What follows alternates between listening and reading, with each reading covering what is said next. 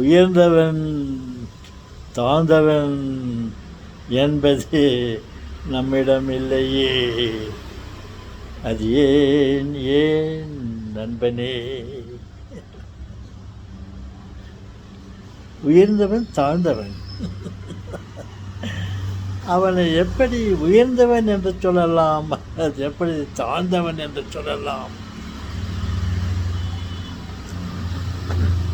அப்படி என்று யோசித்தார். இதை ஒரு ஒரு மனிதரை ஒரு அவனை உயர்த்தி பேசுவதற்கு எப்படி நாம் பேச வேண்டும், அதே மனிதனை தாழ்த்தி பேசுவதற்கு நாம் எப்படி பேச வேண்டும்? ஒரு பொருளை இது உயர்ந்த ரகம் என்று நாம் எப்படி பேச வேண்டும், இது தரம் குறைந்தது என்று நாம் எப்படி பேசுவது?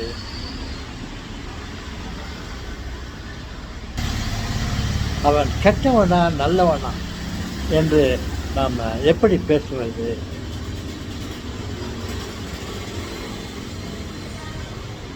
இது சிறந்ததா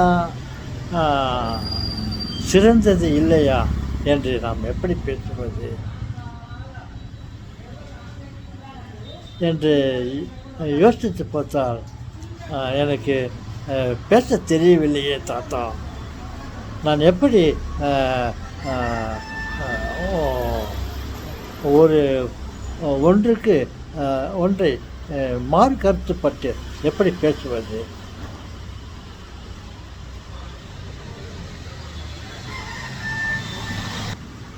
நாம் ஒருவரை பார்த்து புன்முறுவல் பண்ணுவது நல்லதா கெட்டதா? நாம் ஒருவரிடம் சண்டை போடுவது கெட்டதா நல்லதா?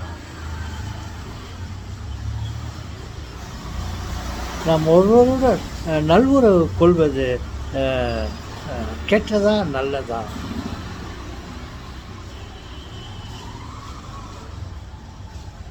இந்த உணவு உயர்ந்த ரகத்தை சேர்ந்ததா தாழ்ந்த ரகத்தை சேர்ந்ததா என்று எனக்கு பேச தெரியவில்லையே தாத்தா, எனக்கு சொல்ல தெரியவில்லையே தாத்தா. என் அறிவை நான் எப்படி வளர்த்து கொள்ளுவேன் தாத்தா? நீங்கள் எனக்கு ஒரு அறிவுரை சொல்லுகிறீர்களா?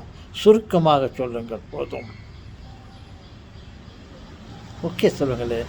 மிகவும் சுருக்கமாக சொல்லுகிறேன். நீங்கள் இந்த பட்டிமன்றங்களை பல பட்டிமன்றங்களை பாருங்கள், அவைகளை வீடியோக்களில் போட்டு கேளுங்கள். அப்போது ஒரு பொருளை பற்றி மாற்று கருத்தாக பேசுவார்கள். அது சரியா தவறா, அது நல்லதா கெட்டதா, இதுதான் நல்லது அது கெட்டது, இந்த மாதிரி பல பட்டிமன்றங்களிலே இரண்டு தரப்பட்ட வல்லுநர்கள் பேச்சாளர்கள் பேசுவார்கள். நீங்கள் அவருடைய பேச்சுக்களை கேட்டால் உங்களுக்கு ஞானம் தானாக வரும். சொல்லுங்களே, மாற்று கருத்தாக பேச வேண்டும் என்று நீங்கள் நினைத்தால் பட்டிமன்றங்களை பாருங்கள். உங்களுக்கு சில யோசனைகள் தெரியும். ஓகே, ஏன்னா அவர்களால் தான் இந்த பக்கம் 4 பேர் அந்த பக்கம் 4 பேர் ஒரு உண்மையான பொருளை உண்மை அல்ல என்று சொல்லுவார்கள். அல்லது நிலையானது நிலையாக இல்லை, நிலையற்றது என்று சொல்வார்கள். அவர்கள் கூறும் பல உதாரணங்களை வைத்து அவர்கள் அதை உறுதிப்படுத்துவார்கள்.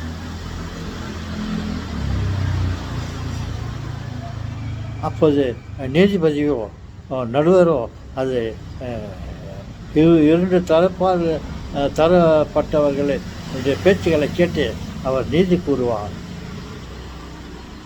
உங்களுக்கு 2 பேர்களில் எது நல்லது கெட்டது என்று புரியவில்லையா? நீதிபதி நடுவர் சொல்லுவார். அதை வைத்துக்கொண்டு நீங்கள் தெரிந்து கொள்ளுங்கள், உங்களுடைய பேச்சு திறன் வளரும் என்று சொல்வாங்களே. ஆமாம்ல தாத்தா, பட்டிமன்றங்கள் இருக்கிறது, சிறப்பு பட்டிமன்றங்கள் எல்லாம் இருக்கிறது, அதை விட்டு உங்களிடம் கேட்கிறேனே தாத்தா.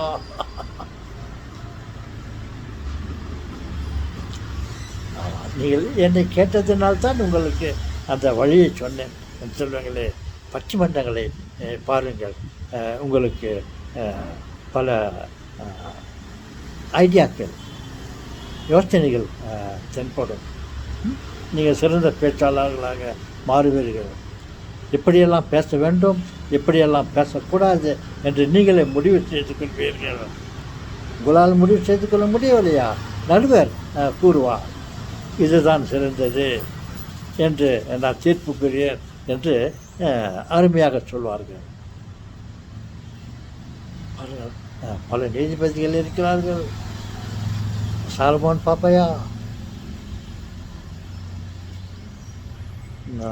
லியோனி, இன்னும் மற்ற நடுவர்கள் இருக்கிறார்கள். உங்களுக்கு இவர்களையும் பிடிக்கவில்லையா? இவர்களுடைய தீர்ப்பும் உங்களுடைய மனதுக்கு பிடிக்கவில்லையா? உங்கள் மனதை டச் பண்ண முடியலையா?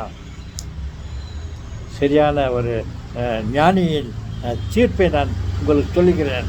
அந்த ஞானி சொன்ன மாதிரி நீங்கள் கேளுங்கள், கற்றுக்கொள்ளுங்கள். எப்படியெல்லாம் நாம் நீதி கூற வேண்டும் என்று தெரிந்து கொள்ளுங்கள். யார் தாத்தா அது?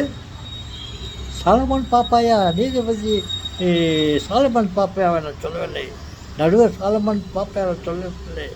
அதே பெயரை கொண்ட சாலமோன் அரசர், தாவீதுடைய மகன், பேரரசர், அவர் ஒரு நீதி கூறினார். ஒரே குழந்தை, 2 பேர்கள் சொந்தம் கொண்டாடுகிறார்கள்.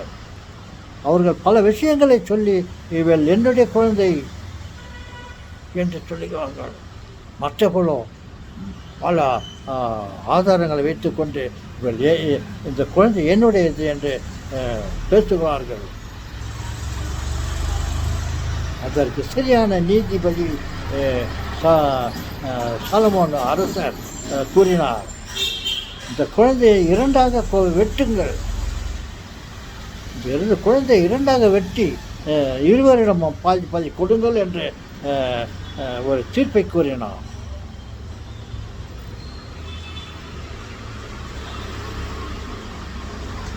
அவர் ஞானமே மாறுபட்டது. இந்த குழந்தையை வெட்டிவிட வேண்டும் என்ற ஒரு எண்ணம் இல்லை. அந்த சூழ்நிலையை உருவாக்கி உண்மையான தாயோடைய உணர்வை கண்டு கொண்டு தெரிந்து கொண்டு நாம் நீதி கூறலாம் என்று அந்த சேவகனிடம் மறைமுகமாக சொல்லி வைத்தார். நான் அந்த குழந்தையை வெட்டி 2 பேர்களிடம் கொடு என்று சொல்லுகிறேன், நீ அந்த குழந்தையை வெட்டுவதைப் போல் நடி, குழந்தை வெட்டிவிடாதே என்று முதலிலேயே அவனுக்கு தெரிவித்து வைத்து இந்த குழந்தையை வெட்ட வைத்தாள். தன் குழந்தையை வெட்டப்படுவதை எந்த தாய் தான் பொறுத்து கொள்வாள்? ராஜா, அரசே, என் குழந்தையை கொள்ளாதீர்கள் அரசே, வேண்டுமென்றால் அந்த குழந்தையை அவளுக்கே கொடுத்து விடுவீர்கள், என் பிள்ளை நன்றாக இருக்கட்டும், என் குழந்தையை கொள்ளாதீர்கள் அரசே, அரசே என்று துடித்தாள். அவள் துடிப்பை, உண்மையான தாயை எப்படி அந்த அரசன் கண்டு கொண்டு நீதி கூறினார் பார்த்தீர்களா? இப்படியும் இருக்கிறார்கள் நீதிபதிகள். எல்லா நீதிபதிகளும் அப்படி இருந்தால் நன்றாக இருக்கும்.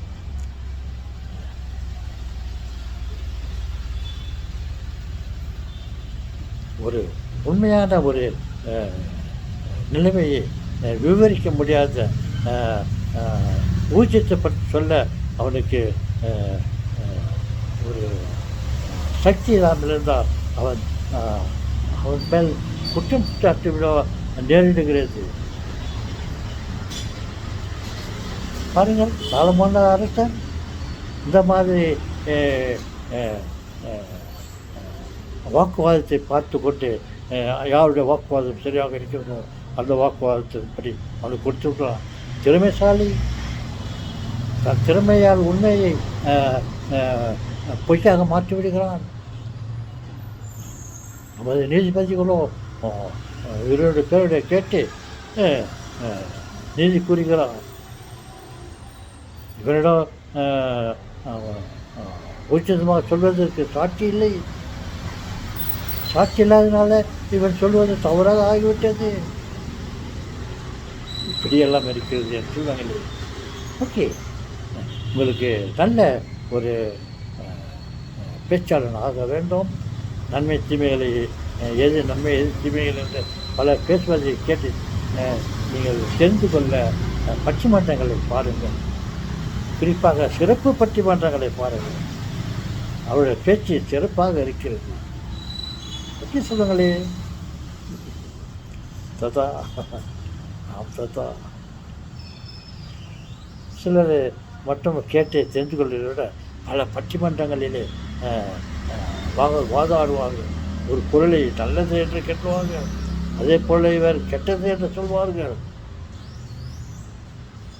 அவர்கள் எந்த வழியில் பேசுகிறார்கள், இவர்கள் எந்த வழியில் பேசுகிறார்கள் என்பதை நாம் அறிந்து கொள்ளலாம். அதை வைத்துக்கொண்டு நாம் ஒரு நல்ல பேச்சாளராக ஆகலாம். சில சமயங்களில் இந்த மாதிரி சில பேசுவதை வைத்துக்கொண்டு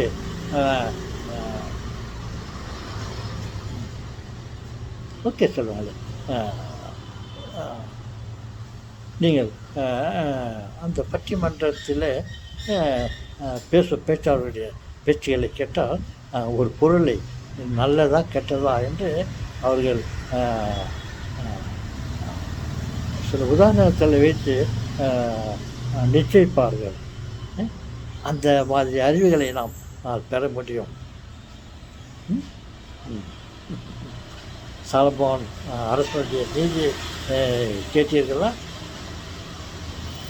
இப்படித்தான் இருக்க வேண்டும் நமது நடுவர்கள், நீதிமான்கள், நீதி உரைப்பவர்கள். ஓகே சொல்லுங்களே.